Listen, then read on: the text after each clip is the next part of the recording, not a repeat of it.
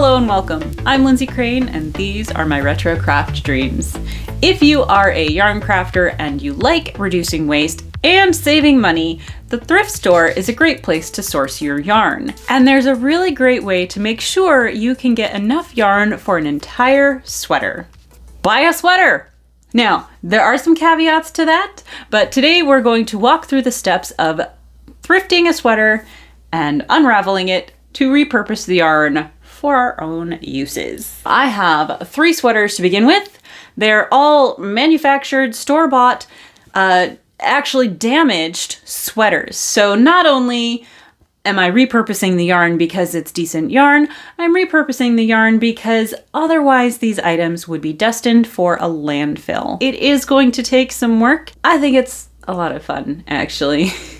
So let me show you a little bit about each of these sweaters and we'll talk about the steps of what to look for when you are thrifting for them in the first place. First up today is this one. This is a 100% Shetland wool sweater in a 2-tone marled? I think it's called marled. In 2 tones of yarn. It's a men's size large, 100% Shetland wool.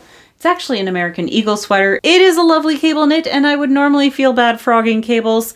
However, it has several stains up front and a giant hole in the elbow. So I feel no guilt frogging this sweater. Next up is this one.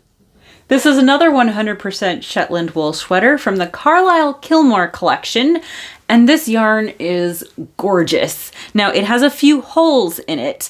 Technically, I could mend it and just wear this sweater, but it is rather plain, and I do love this yarn. So, rather than mend it, we're gonna frog it, and I'll make something new with it someday. And then we have this one. This is a 100% cotton sweater from French Connection, and it's got some stains up here. Normally I probably wouldn't bother with this kind of yarn. It's pretty basic, it's just cotton. But I thought, you know, rather than let it go to the landfill, I could still get some good use out of it. And it might be a great source for yarn that I can use to experiment with should I ever get around to dyeing my own fibers.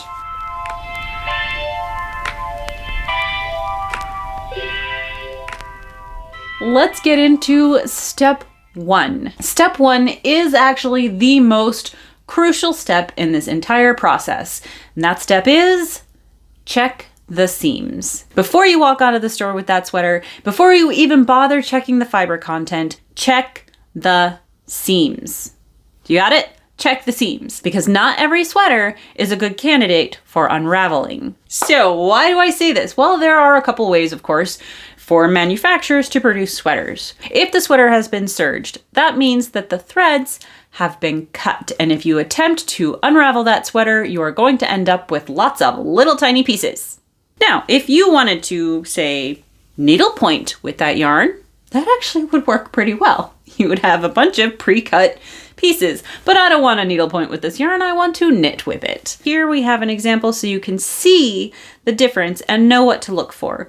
We have the stitch that goes all the way around the edge, and of course you can see the little fiber bits sticking up at the end. This is a bad candidate for sweater unraveling. Not only is it too cute to unravel, it has bad seams. So what you want to look for are seams that keep the selvages intact. Very often this will be a chain stitch. If I cut it once, I should be able to pull the whole seam out just like undoing a crochet chain. Here you see a line of stitching, then the selvage edge, the seam allowance, the other selvage edge, and the other side of the seam. So you have checked the seams of your sweater and it is chain stitched. What next? Well, here's where you can do your other checks. Check for fiber content if that is important to you. Check for the gauge of the knit itself. If it is double knit or super fine, it might not be so fun to unravel. And so for your first time unraveling a sweater, I would suggest you look for something with a larger gauge where the stitches are quite clear. One more thing you might want to include in your checks at the store is for size. Of course, the larger the size, the more yarn you're going to get. Now, while it is easy to assume that if you buy a sweater, unravel it, make another sweater that you'll have enough yarn for that entire new sweater. But do bear in mind that you may lose some yarn in the process, and it might be a knit that uses less yarn than your intended pattern. So look for bigger sizes if you can, or if it is a smaller size, just bear in mind that you might have to choose a pattern that uses less yarn. So you have checked the seams, you have done your other checks. Now that you've bought the sweater and brought it home, what do you do next? Next step, disassemble. No, disassemble! Yes, disassemble. For this, there are a couple tools of the trade. First, we want some very sharp snips. I am also going to be using a trolley needle. This is basically a tapestry needle on the end of a thimble, and I found it really handy to be able to just put it on my finger and work it this way. You can, of course, just use a regular tapestry needle. You're going to use it to pick through the strands of yarn, but you don't want to pierce them and split that yarn, so it should be blunt. What I'm going to do is basically find my seam and open her up. I have turned the sweater inside out. This one's not even chain stitched. This is assembled as you would assemble a sweater. It is up to you whether you want to take the time to find the ends and carefully unpick it so that you don't waste any, or if you want to just snip into the bottom and get going that way. Here's a column of V's. Here's the selvage right here. My stitches are going horizontal, and here these are going vertical. So that is the straight stitch that is holding these two panels together. So if I cut one of those, I'm in the clear and I can just unstitch it and take it apart. I'm gonna see if I can take the sleeves off first. Now this one is very rough knit, hand knit. This, interestingly, is just tied in knots. So this is gonna be a little bit of a different process than you will probably typically run into. But I'm just getting in here and I'm untying this knot. And we're just gonna take it back and see where it comes from. Now, once you have a bit of yarn loosened, or if you don't really know where the whole strand of yarn is, it is helpful to use your fingers because you're less likely to pull the yarn apart. Here, I'm gonna get it started with the trolley needle and then switch to my fingertips so I can make sure I'm pulling all the strands. They're just more likely to stay together when you do it that way. Alrighty.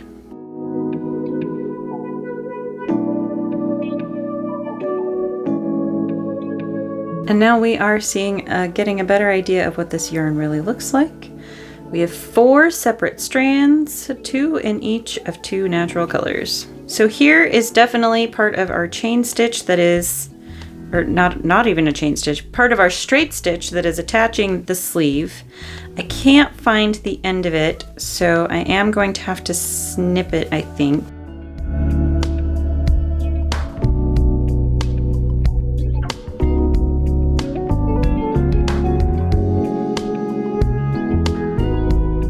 I'm going to go watch some TV and unstitch this, and I will meet back up with you when it's time to actually unravel it.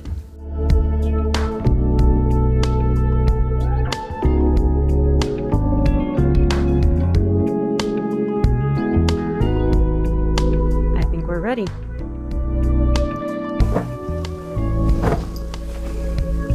Time for the fun part. I have spent the evening picking out all of these seams. I have only the collar left where they picked stitches up before knitting it. So I'm going to have to begin there when I unravel. And this one is very excited.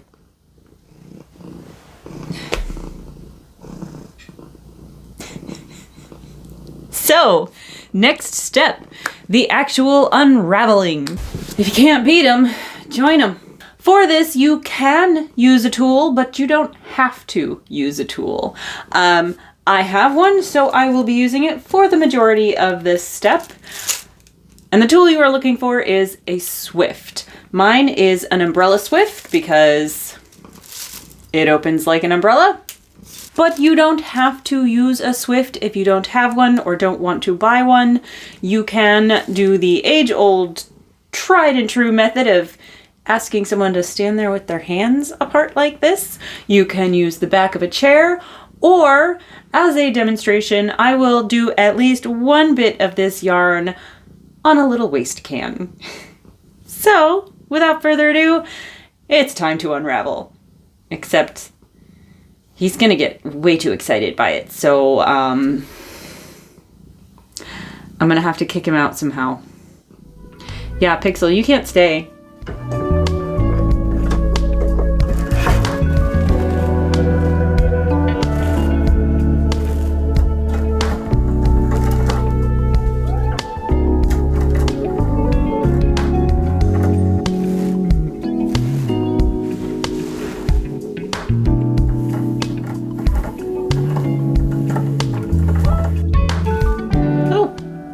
Okay.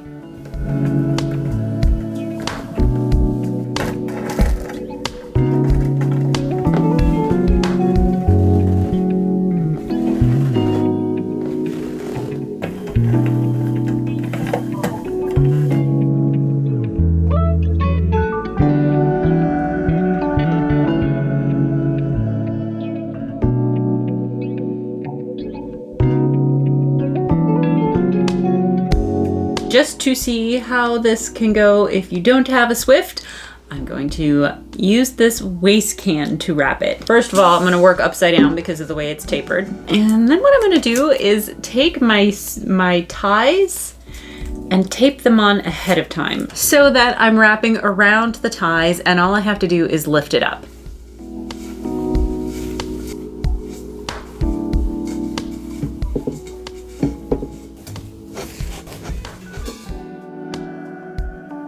Now, if you're not worried about the kinks, if that doesn't throw off you or your tension like it does me, you can just wind this straight into a ball and work from that. And you don't need to mess with putting it in loops. The loops are for if you want to wash it, which I definitely do because the last time I tried knitting with Romany yarn, it definitely threw off my tension. So I just wanted to show you that there are options out there. If you don't have a Swift, you can make do, and you don't have to if the kinks don't bother you. This one is not hand knit, so it should be a little bit more typical of what you might find when you are thrifting. When deciding where to begin, it helps to think about the way that garment may have been constructed so that you can disassemble it in reverse order. So, if the sleeves were put on last, you want to take them off first. If the collar was put on last, like this one, you want to take that off first.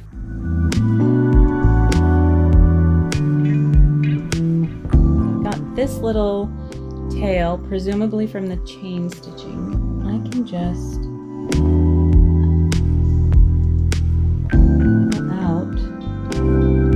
yep, look at that. If you get stuck, just wiggle it around, see what's getting you stuck. Right here, I think there's just some fibers of wool that just kind of got melded around it.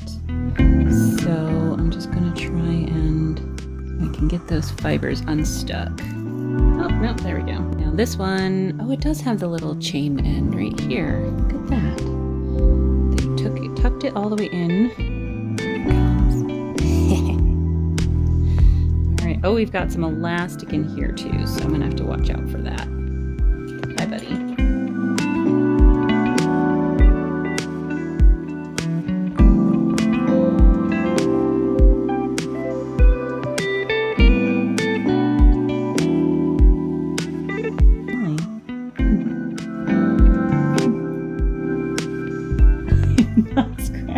You right now. Okay, I guess I'm scratching you right now. Hi. Here, it looks like it was just regular machine sewn. And then we get to this tag. There's something going on here where we've got something wrapped around, and then below the tag, actually partway through it, it switches from having thread to not having thread. I think I'm gonna cut it here and see if we've got a regular chain stitch for this bottom few inches. This one took some puzzling because it doesn't seem to have a chain stitch everywhere. So it is actually stitched with thread, and I am having to actually rip it stitch by stitch. What threw me off is that there does seem to be a piece of yarn there, and I thought maybe it was chain stitched with the yarn and thread together, but the yarn is not going through anything. I think it's just there as like a stabilizer, so that the thread doesn't go all the way through. So every sweater is gonna be a little bit different. Far less satisfying than the chain stitch though, let me tell you.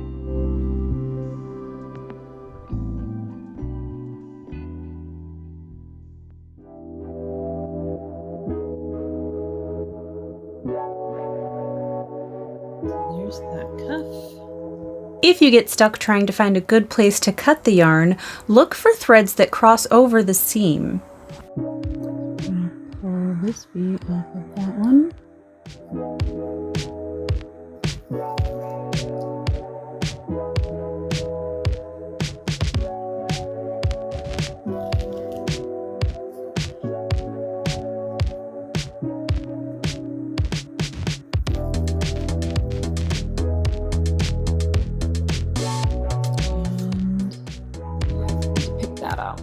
There we go. So here we have more stitches that are crossing seams. So those I can feel confident in cutting.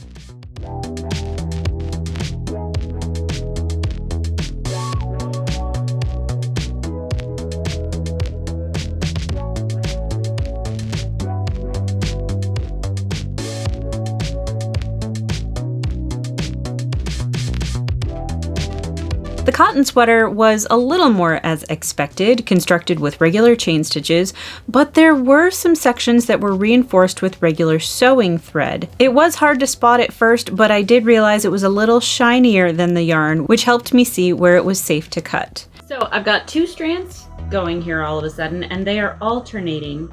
So I'm actually gonna have to use my Swift and my trash can method so that I can wind both of these independently.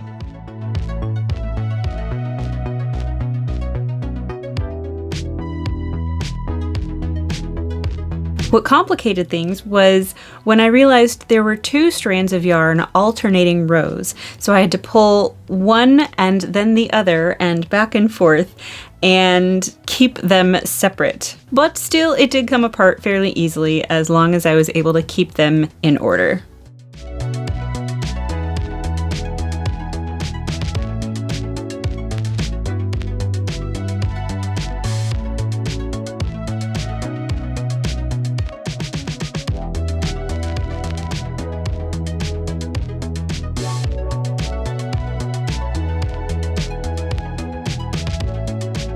Oh, this is much better.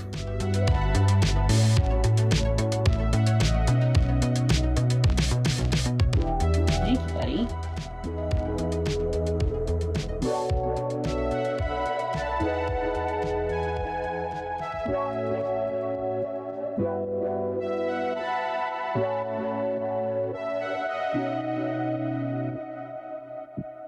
So what do you do now when you have all of this curly-whirly ramen yarn?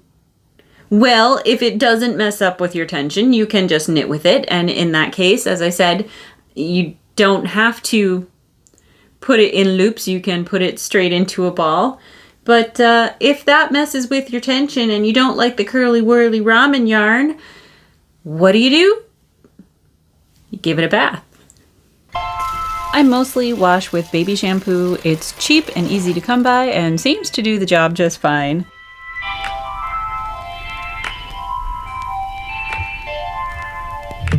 Just gonna let that soak. After another soak to rinse, I gently squeezed the water out and hung it up to dry. The kinks don't always come out 100%, but it's still an improvement, and I do think the weight of hanging while wet helps with that a little bit as well. When fully dry, you can twist it into a hank or ball it up. I did a bit of both since some of these pieces are shorter, and also some of my loops being smaller, I wasn't able to hank them, so I had to ball them up.